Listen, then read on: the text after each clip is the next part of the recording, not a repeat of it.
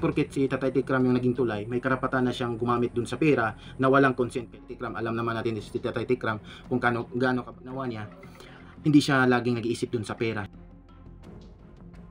Hi guys, magandang araw sa inyong lahat. Sumari TV nga pala. At sa video na ito is magbibigay tayo ng sariling opinion or komento doon sa isang latest issue nila Sir Tikram at Dave, no? So, napanood ko kasi yung video, yung interview ni Dave doon sa isang vlogger, at sinabi ni Dave na pera ang ugat ng lahat kung bakit nagkaganyo, nagkakagulo na at nag-away-away na, no? So, pera ang ugat ng lahat. So, ang masasabi ko lang dyan kina Sir Tikram na sana ang ginawa nila Sir Tikram nung nandyan pa sa kanila si Dave tungkol dun sa pera na binigay ng mga sponsor kay Dave, dahil nga si Sir Tikram yung humawak or nag-manage, sana ang ginawa nila Sir Tikram, lagi nilang binibigyan ng assurance si Dave, or lagi nilang in-update kung ano na yung status ng pera na ipinahawak nila sa sponsor at ni Dave sa kanila, no?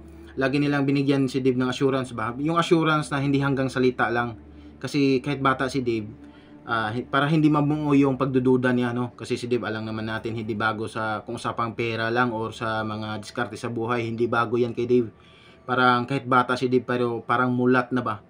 So para hindi maiwasan yung pagdududa ng bata. So yun sana yung ginawa nila, lagi nilang yung hindi yung assurance na hanggang salita lang yung ginawa nila Sir Tikram. Kumbaga ang ginawa nila, sana pinapakita nila yung kung ano ba yung amount, buo pa ba, yung mga ganyan ba, para kasi hindi nila si Sir Tikram, hindi nila bit-bit si Dave. Lagi hindi nila laging bit-bit, at alam niyo yan na hindi natin maiiwasan na mayroong mag-chat kay Dave na mga adult or mga may makasalamuha si Dave sa labas na mga taong negatibo yung dala, no? Mga negatibo towards kina Tatay Tikram, at kumbaga susulsulan nila yung bata ba na magkaroon yung bata na mga negatibong pag-iisip dun sa Tatay Tikram niya. So halimbawa sasabihin ng adult, Dave, nasaan yung pera mo? Kinatikram lang ba? Sabihin ni Dave, oh, nandun sila yung humawak para mas ano. So sabihin ng adult, sure ka ba na hindi nila ginalaw? Sure ka ba na nandun pa yung pera? Sure ka ba na okay lang yung pera? Baka malaman mo na lang sa hinaharap na yung pera mo wala na, iniputan ka sa ulaw. May mga ganyan, hindi maiwasan nyo guys, aware kayo dyan, at nakasalamuhan na rin kayo ng mga ganyan tao na mga negatibo yung dala. So may magaganyan kay Dave. At hindi maiwasan yan, lalo na si Sir Tikram, vlogger, no? May makakilala sa labas, at hindi lahat ng nakakilala or tagapagsubaybay nila is mga ganyan, mga suporta or mga positibo yung dala. May mga negatibo talaga. So pagkarinig ni Dave ng mga ganyang mga salita, kumbaga si Dave magkakaroon ng ano sa pag-iisip niya na baka mayroong may mabubuong pagdududa din sa kaniyang pag-iisip, kasi nga bata siya. So madaling manipula o kumbaga i-brainwash kumbaga, no? So hindi sana maging ganyan na madaling si Dave mapaniwala sa mga sabi-sabi, kung yun nga yung ginawa nila Sir Tikram, na lagi nilang sila mismo na magulang ni Dave is lagi nilang in-update yung bata tungkol dun sa pera, binigyan lang ng assurance. Kaya kumbaga pagkarinig ni Dave sa mga ganyang sabi-sabing mga negatibo is kumbaga si Dave wala nang epek sa kaniyang pag-iisip, yung mga ganyan hindi napapasok sa utak niya, kasi nga siya mismo alam at nakikita niya mismo na okay lang yung pera niya, na safety lang sa kamay ng kanyang Tatay Tikram, no? Yun yung sana yung ginawa nila Tikram. Pero kumbaga ulitin ko lang guys, hindi magkakaroon ng ganyan, tama yan, isa yan, 100 check yan na hindi magkakaroon ng ganyan, hindi magbabago yung ganyang buhay ni Dave kung hindi kay Tatay Tikram. Pero hindi dahilan, hindi porkit si Tatay Tikram yung naging tulay na magkaroon ng ganyang tulong si Dave o magkakaroon ng mga opportunity, is may karapatan na si Sir Tikram na gamitin yung pera na without consent kay Dave. Kasi si Dave yung binigyan ng yung pera yun, ilabas na natin talaga yung period na pagkasabi. Yung pera na yun kay Dave yun. Kay Dave yun, bigay ng sponsor kay Dave, no? So hindi porket si Tatay Tikram yung naging tulay, may karapatan na siyang gumamit dun sa pera na walang consent kay Dave, no? Kumbaga kung may halimbawa lang, hindi ko kasi sinabing ginamit nila Tatay Tikram yung pera, kasi yun kasi yung pinalabas ni Dave sa interview niya na ayun nga yung pera is ginamit na daw, no? Kung napanood nyo, yun yung gustong ipalabas ni Dave, na ginamit yung pera na wala siyang kalam-alam.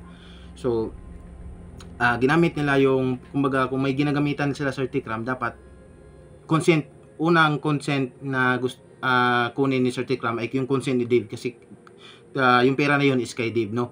Yun yung pang-alam. Hindi yung ipagpaalam na ni Tikram kay Dave na ginamit yung pera. Tapos na, hindi. Yung plano pa lang ni Tikram na gagamitin niya yung pera sa ano, si Dave yung mismo yung sabihan niya. Pero kung ayaw ni Dave na, ayan, kasi may sariling plano si Dave, halimbawa, so respetuhin yun ni Sir Tikram, no? So, yun, problema sa pera.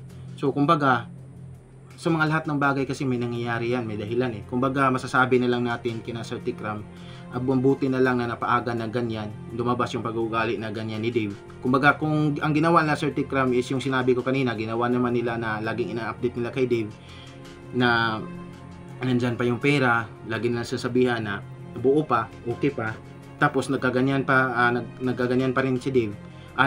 Nasa kay Dave na yung problema, pag-uugali na talaga yung nung bata yung gano'n, no?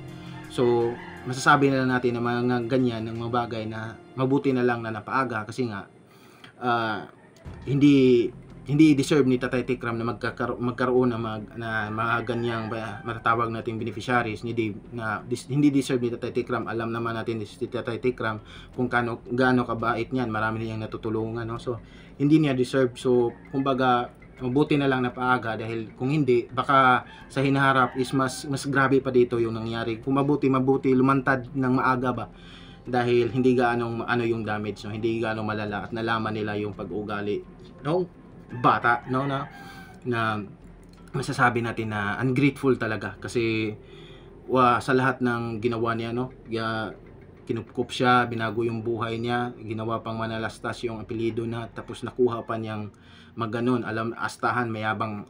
Ako guys, nayabangan talaga ako dun sa bata. Parang magsasalita siya, parang walang saysay yung mga sakripisyo nila ginawa nila Tatay Tikram, no? So parang yun kasi may katoksikan talaga yung mga yung mga parang pera talaga, problema talaga yung pera. Kasi hindi magkakaroon ng ganyang opportunity or chances si Dave sa buhay kung hindi dahil kay Sir Tikram. Labas na yung pera na yan, ha, labas sa pera na yan. Maraming sa ngayon sobrang maganda na ang maraming oportunidad si Dave na magkakaroon siya magandang bukas pwede siya maging vlogger dahil nga nakapublish na siya kina Sir Tikram, naging kilala na siya sa YouTube. Kumbaga labas na yung usapang pera, si Tatay Tikram yung nagbukas ng maraming opportunity niya. Sana ang ginawa niya, hindi siya laging nag-iisip dun sa pera, hindi laging pera yung inisip niya, no? Kumbaga hindi sana umabot sa ganyan na nagkaaway-away pa sila. Kumbaga pwede siyang bumuo ng sariling pera sa hinaharap, no? Nag-aaral siya ng husto sa tulong nila Tatay Tikram, sa alaga nila para hindi siya mapariwara.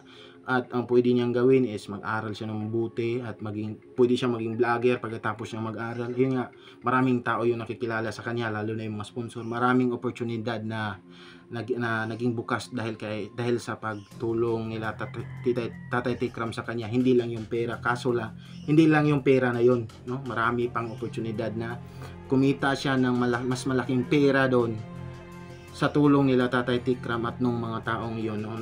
Kumita siya sa sarili niyang pera, kaso lang ipinagpalit niya yun ng mga perang galing sa sponsor, yung relasyon nila, no, na sana na hindi sana dapat na magganon yung sana hindi deserve ni Tatay Tikram. Sabi ka na lang na mabuti na lang na napaaga na naging ganon, at sana maging peace yung ending nila. So yun lang guys, thank you.